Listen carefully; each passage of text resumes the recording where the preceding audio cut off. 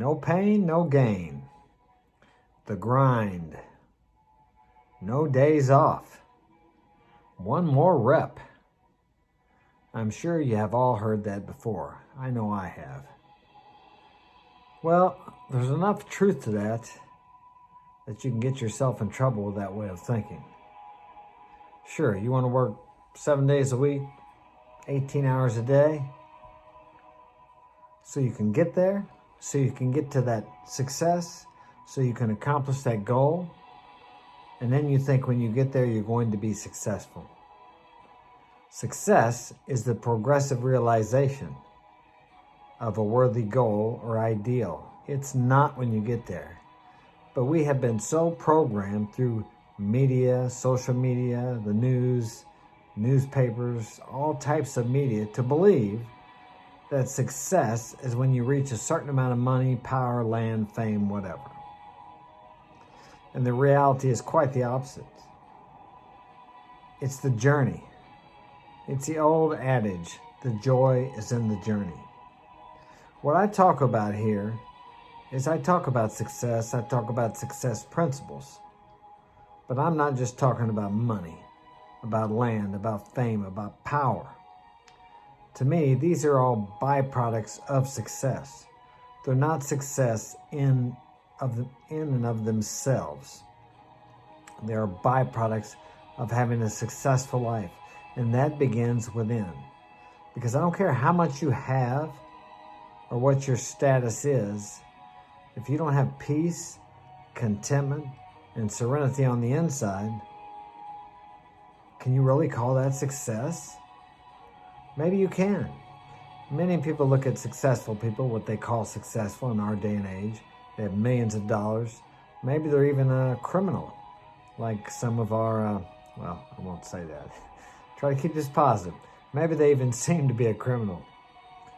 But you think, and some of you think because they have so many things, status, power, whatever, that they are successful.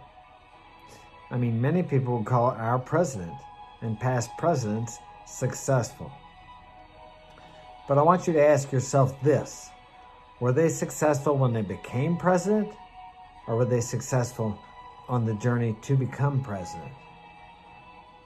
And now that they're not president, when they serve their term, are they unsuccessful? Think about that.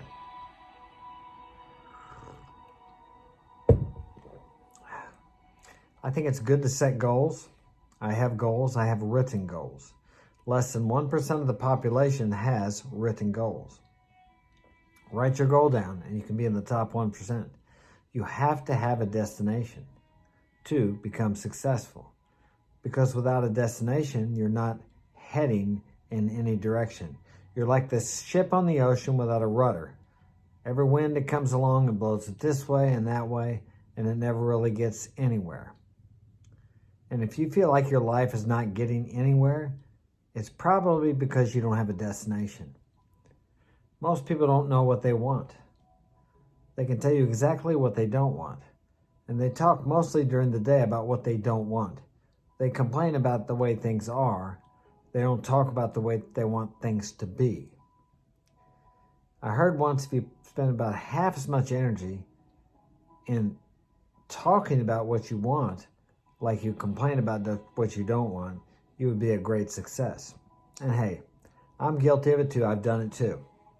But I'm aware of it. And that's the first thing to becoming successful, is to become aware of your unsuccessful habits. Success is a habit. I'm in great shape today by the grace of God, and also because He gives me the motivation and the discipline to take care of myself, to work out, to exercise. And I've been doing it for the last 43 years.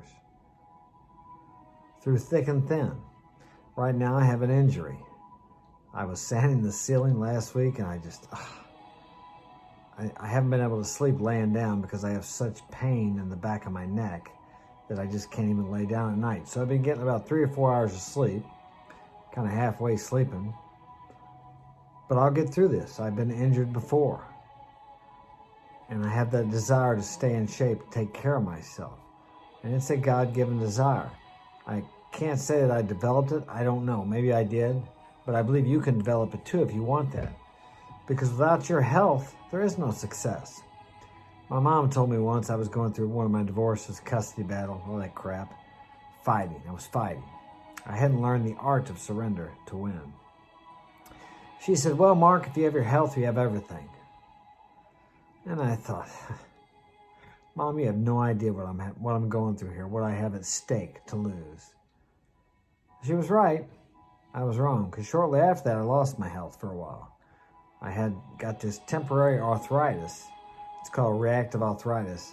I couldn't hardly walk. I mean, it was bad. Had to take pain medication and it was tough. But I got through it, and I learned a lesson. Mom was right. You cannot put a dollar sign value on good health. It's really only something you can give to yourself. And without that, it makes no difference what money you have, what fame, what status.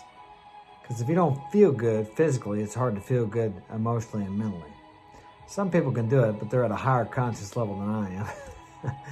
Pain is I've struggled the last few days because the pain gets so bad that I have to get up at night and walk, and I can't find any relief from it. I'd taken a couple of pain pills. I finally broke down after 2 days. They helped a little bit, but still. But I try to look at this like I do at all pain, emotional or physical, that if I can get through this and not run away from it, that it will strengthen my character and integrity. And to achieve the success that I desire, I need more integrity. And you do too. Because what is it? Power without character and integrity breeds corruption. So the more successful you become, the more power you have, the more influence you have. And you can use this influence to help other people rise up, or you can use it to glorify yourself. And the latter will lead to destruction. I mean, and in a day where everybody is blowing their own horn on social media, promoting themselves, and I've done it too, we have to be really careful of that. Because whoever exalts himself will be humbled. But whoever humbles himself will be exalted. Now, I'm not saying you shouldn't self-promote, but it really depends what your intention is and how you feel about it inside. And if you're being honest, too many people want to portray something on social media that is not true. It's fallacy. So always be true to yourself. To thine own self be true, and then you can be false to no one else. Know the truth about yourself, and it will set you free. Free to be what you came here to be. And only you can allow that to come to pass. Take care.